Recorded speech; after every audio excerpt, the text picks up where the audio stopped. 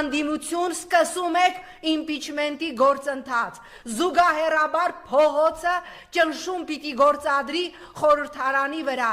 այլապես շատ քիչ է մնացել, շատ քիչ, մենք ընդամենը ունենք շաբաթներ, մինչև նոր պատերազմ, որը նշանակելու է Հայաստանի երրորդ հանրապետության ավարտը, այ մենակ դրանից հետո